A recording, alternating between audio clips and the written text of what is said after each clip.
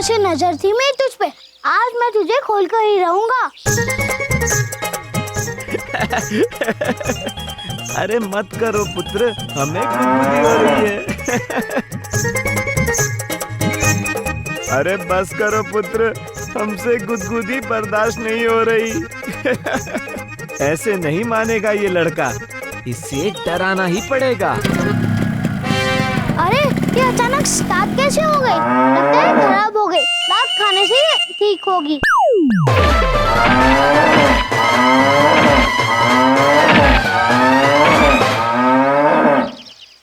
महेश, पुत्र महेश, क्या हुआ? महाराज देखिए ना इस बबलू पुत्र को, मुझे कभी गुदगुदी कर रहा है, कभी मार रहा है। वाह बबलू पुत्र वाह, बहुत अच्छा काम कर रहे हो।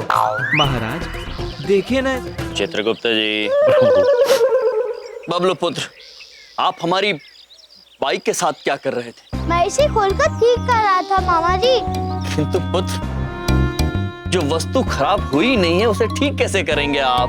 गलत टाइम पे आ गए मामा जी, बाद में खोल लूंगा इसे। ठीक है मामा जी। देखिए प्रभु, हमारा महेश एक छोटे बच्चे से छुई मुई सटर गया।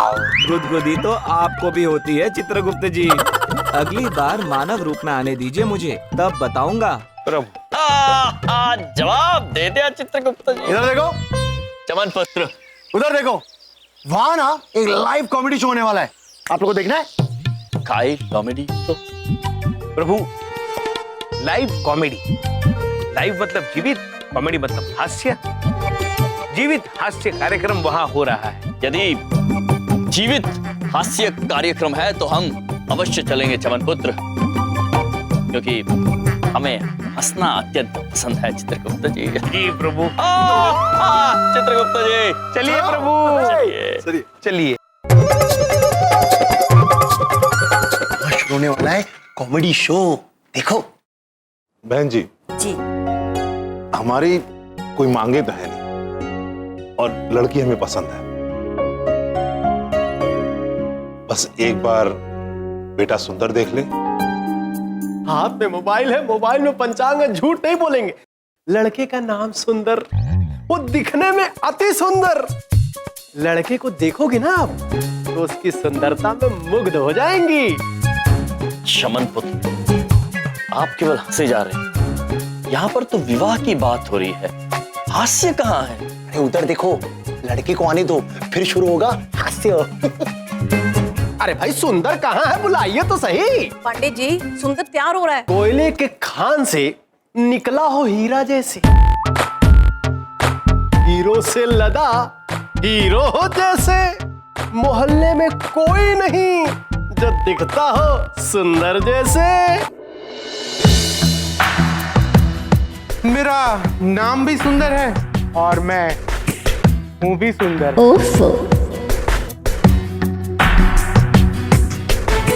चमन पुत्र, इसमें हास्य कहाँ है?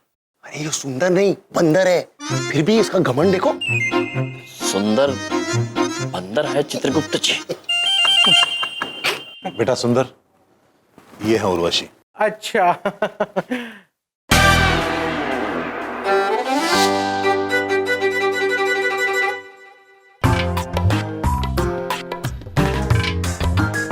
नमस्ते। नमस्ते। और ये उनकी माता जी। नमस्ते बेटा। नमस्ते।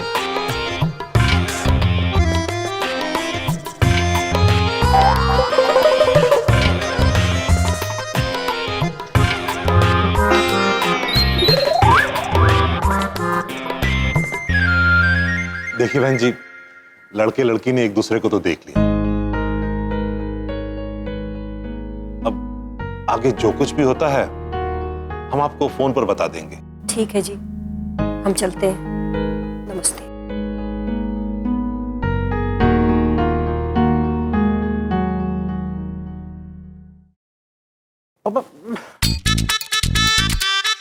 What is this पंडित जी? हाँ, मैंने आपको पहले ही कहा था कि जैसा मैं सुंदर हूँ, लड़की भी मुझे वैसे ही सुंदर चाहिए।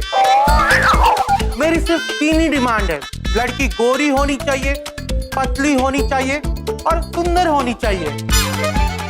चमन पुत्र, लेकिन इसमें हास्य कहाँ है? अरे ये जो सुंदर है ना, ये फेमस है हर लड़की को रिजेक्ट करने में।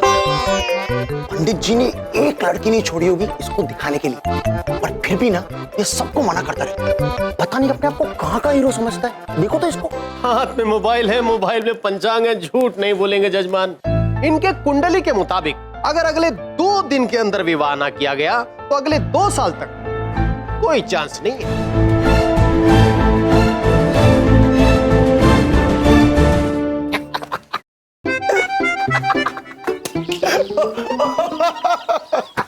चमन पुत्र, हमें एक बात समझ में नहीं आई। सुंदर पुत्र को उर्वशी देवी सुंदर क्यों नहीं लगी? वो गोरी नहीं थी ना। क्या? आजकल ऐसे होता है हम भाई, लड़का ना चाहे जैसा भी लगे, हाथी जैसा मोटा, और उसे लड़की एकदम टिप टॉप चाहिए, पतली सुंदर गोरी बड़ी बड़ी आंखें, ऐसी लड़की। उस हिसाब से उर्वशी ना सुंदर नहीं थी। चल भाई, चलिए सेठ जी दुकान पे इंतजार कर रहे हैं, बहुत देर हुई। चल। अरे हाँ यम भाई, Chitragupta sir, see you, bye bye. चल चल लड्डू। चित्रगुप्त जी। जी प्रभु। ये मनुष्यों ने सुंदरता के कितने विचित्र मापदंड बनाए। पतला सुंदर है, मोटा सुंदर नहीं, काला सुंदर नहीं, गोरा सुंदर है। प्रभु इस तरह से तो हम भी सुंदर नहीं है और सुंदर भी सुंदर नहीं है। विचित्र है चित्रगुप्त जी। आपके पिताश्री ब्रह्मदेव ने सृष्टि के हर एक कण में, हर एक मनुष्य में सुंदरता भरी है। कितना दुख होगा उन्हें जब उन्हें यह पता चलेगा कि मनुष्य उनकी रचना का अनादर कर रहे हैं। चित्रगुप्त जी, मनुष्य की सुंदरता के पैमाने ईश्वर की रचना से भी बड़े हो गए हैं। प्रभु इसी बात का तो दुख है। दुख तो हमें उन देवी के बारे में सोचकर हो रहा है जो अत्यंत सुंदर है, किंतु मनुष्य उनकी सुंदरता को पहचाना नहीं। भैया, किसकी सुंदरता कौन नहीं पहचान रहा है? बिंदिया बहन, आप उर्वशी देवी को जानती हैं? हाँ, वो ना जिसकी अम्मा हमेशा उसकी शादी को लेकर परेशान रहती है। तो क्या आप हमें उनसे मिलवा सकती हैं? काहे? हम उनसे ये कहना चाहते हैं कि वो अत्यंत सुंदर है और उनके आत्मसम्मान को उजागर करना चाहते हैं। अरे वाह, ये तो बहुत ही अच्छी बात है। चलिए भैया, हम ले चलते हैं आप। आइए। चलिए। कितनी बार तुमको बोले हैं कि क्रीम मुंह पे लगाया करो, अपनी बात मानती ही नहीं हो। अरे गोरा होने का क्रीम है, समझती काहे नहीं है? माँ, 1 हफ्ते से हर रोज यही क्रीम लगा रही हूँ, लेकिन कोई फर्क ही नहीं पड़ रहा है, तो मैं क्या करूं? अगर तू गोरी नहीं होगी तो कौन करेगा तुझसे शादी? एक क्षण देवी।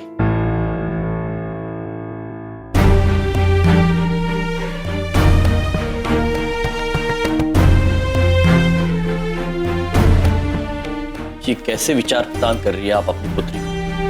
कौन है आप? और हम माँ बेटी के बीच में काहे बोल रहे हैं? बहन, ये हमारे भैया हैं। यम है और ये है चित्रगुप्त। देवी जी, हम आपसे केवल इतना कहना चाहते हैं कि आपकी पुत्री अत्यंत सुंदर है। आप इस प्रकार की अनुचित बातें कहकर उसका मनोबल ना गिराएं। अरे आप सही कह रहे हो। एक माँ के लिए तो उसकी बेटी हमेशा ही सुंदर होती है। कि दुनिया का क्या करे जो हमारी बेटी को सुंदर ही नहीं मानती। कैसे करेंगे इसका ब्याह, कुछ समझ में नहीं आ रहा है।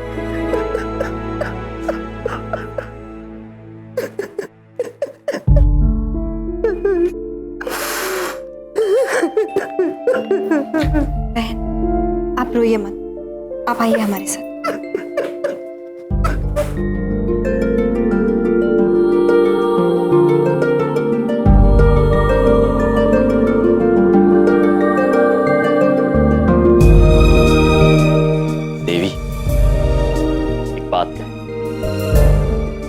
उस ईश्वर की कल्पना है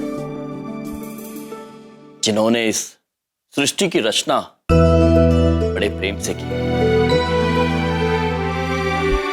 क्या आपको लगता है कि वो ईश्वर किसी भी मनुष्य को सुंदर नहीं बनाएगा? हम आपको भरोसा दिलाते हैं कि आप जैसी भी हैं अत्यंत सुंदर हैं।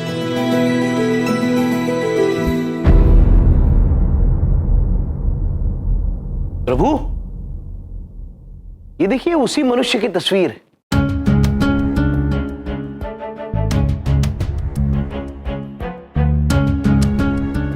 प्रभु, मैं सारी उम्र चंद्रपुरी दिल्ली में यमराज का रोल करने के लिए इस तरह का बनकर घूमता रहा, क्योंकि मुझे यमराज जैसा दिखना था। लेकिन प्रभु, आप ऐसे दिखते हैं। देवी जी, इस चित्र में जो मनुष्य है वो आपके कौन लगते हैं? ये मेरे पिताजी है। पिछले साल ही इनका देहांत हुआ। इनकी बड़ी इच्छा थी कि मेरी शादी देखें, पर अब तो मैंने उम्मीद ही छोड़ दी है कि मेरी कभी शादी भी होगी। देवी, हम आपको वचन देते हैं कि आपके पिताजी की इच्छा अवश्य पूर्ण हो। आपका विवाह अवश्य होगा, और उसी सुंदर के साथ होगा जो आपकी सुंदरता पहचानने में असमर्थ है। लेकिन कैसे? आप कैसे समझाएंगे उन्हें? सुनने में आया है कि अगर अगले 2 दिन में उनका रिश्ता नहीं हुआ तो अगले 2 साल तक नहीं होगा। प्रभु, समय वाकई कम है। आपको जल्दी ही कुछ करना होगा, आपकी लीला दिखानी होगी।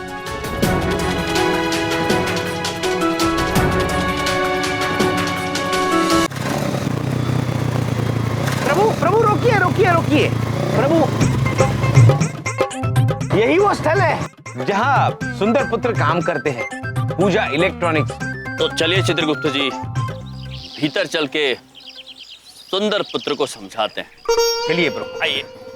महाराज, मैं भी चलूंगा आपके साथ। हाँ महेश, अंदर सिर्फ मनुष्य रूप में जा सकते हैं।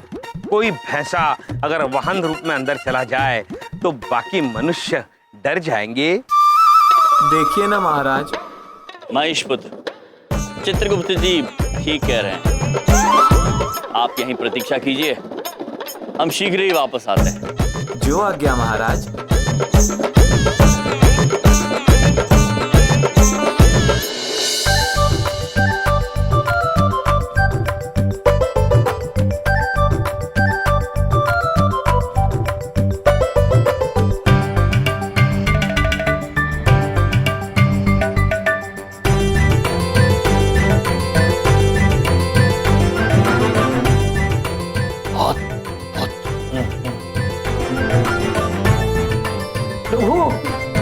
ये देखिए चलचित्र दिखाने वाले कितने सारे टीवी, और सब जगह एक ही चलचित्र चल रहा है। अद्भुत है चित्रगुप्त जी, कितने भिन्न भिन्न किस्म के यंत्र है यहाँ पर। हाँ प्रभु, ये जगह तो बहुत अच्छी है। आइए आगे चलते हैं। चलिए। महाभारत वाले एक्टर लगता है शूटिंग से सीधा शॉपिंग पर ही आ गए। नमस्ते।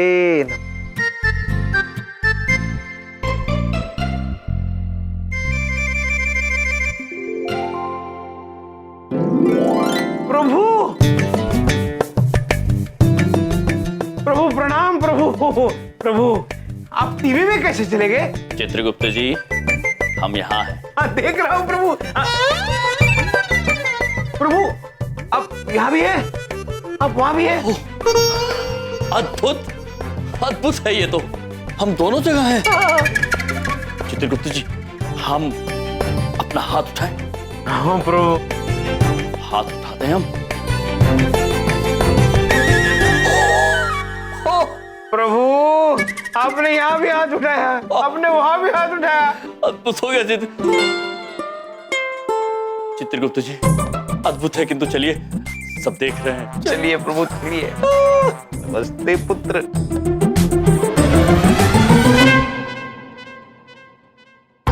प्रणाम।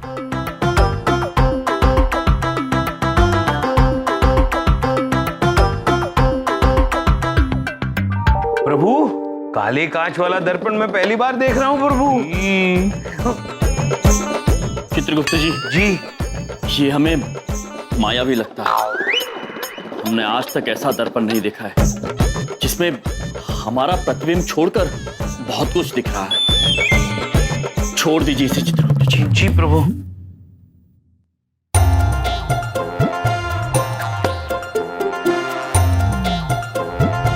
प्रभु ये देखिए ठंडी हवा फेंकने वाला यंत्र। गर्मी में भी सर्दी का एहसास प्रभु। हाँ चित्रगुप्त जी। चित्रगुप्त जी वैसा ही एक यंत्र यहाँ भी है, शीतल हवा फेंक रहा है। अरे हाँ प्रभु। अद्भुत यंत्र है ये। जी बिल्कुल अद्भुत यंत्र है, इसे एसी कहते हैं। आपको खरीदना है? नहीं पुत्र, हमें कुछ खरीदना नहीं है, हम तो केवल पुत्र ये आपके हाथ में बंदूक जैसा क्या है? इसे हेयर ड्रायर कहते हैं। ये देखिए। गर्म हवा। प्रभु को भी दिखाइए। जी। अद्भुत है चित्रगुप्त जी। यहाँ से शीतल हवा फेंकने वाला यंत्र और यहाँ पे गर्म हवा फेंकने वाली बंदूक। आइए आगे चल के देखते हैं क्या क्या। चलिए प्रभु। प्रभु ये यंत्र मेरी धोती खींच रहा है प्रभु। प्रभु बचाइए मुझे, ये यंत्र मेरी धोती खींच रहा है। पुत्र छोड़ो, चित्रगुप्त जी की धोती छोड़ो। प्रभु प्रभु। पुत्र ये कौन सा धोती खींचू यंत्र है? ये धोती खींचू यंत्र नहीं है सर, इसे वैक्यूम क्लीनर कहते हैं सर। Vacuum clean? प्रभु वैक्यूम क्लीनर। वैक्यूम मतलब ऐसी जगह जहाँ हवा ना हो, और क्लीनर मतलब साफ करना। हम समझ गए चित्रगुप्त जी। ये यंत्र ऐसी जगह साफ करता है जहां पर हवा ही ना हो। प्रभु किंतु एक बात मेरी समझ में नहीं आई, जहां हवा नहीं हो वहां मनुष्य नहीं होगा, और जहां मनुष्य ना हो वहां सफाई हो या ना हो क्या फर्क पड़ता है? उचित बात कह रहे हैं आप। हेलो सर, मेरा नाम सुंदर है और मैं हूँ भी सुंदर। वो तो आप हैं ही। Thank you. वैसे मैं यहाँ का मालिक हूँ। बताइए मैं आपकी किस तरह मदद कर सकता हूँ? हम आपसे कुछ बात करना चाहते हैं अकेले में। ओके कोई बात नहीं, आइए यहाँ मेरे कैबिन में बैठ के बात करते हैं। आइए। आइए प्रभु। ओह तो आप यहाँ उर्वशी की वकालत करने आए हैं। लेकिन साफ बात तो ये है कि जैसा मैं सुंदर हूँ वैसे ही मुझे बीवी भी सुंदर चाहिए, और उर्वशी में वो बात नहीं है। पुत्र सुंदरता की एक ऐसे मापदंड है आपके।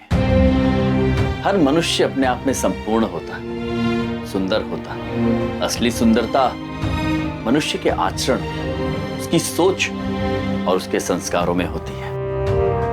और क्षमा करना, किंतु यहाँ यदि कुछ सुंदर नहीं है तो वो आपकी ये सोच, आपके ये मापदंड है।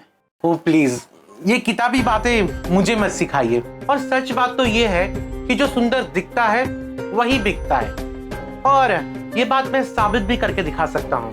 कैसे? एक मिनट। सोनिया जरा मेरी कैबिन में आना। जैसा? सोनिया ये दो फोन है। अब तुम मुझे बताओ कि अगर तुम्हें कोई मोबाइल पसंद करना हो तो तुम कौन सा करोगी? सर ये वाला ज्यादा सुंदर दिख रहा है, मैं यही पसंद करूंगी। थैंक यू सोनिया, तुम जा सकती हो। देखा आपने, इस फोन से कहीं ज्यादा खूबियां हैं, पर फिर भी सोनिया ने ये फोन चूज किया। क्यों? क्योंकि ये फोन सुंदर दिखता है। वही तो मैं आपको समझाना चाहता था कि जो सुंदर दिखता है वही बिकता है। अब बताइए आपके पास कोई है जवाब?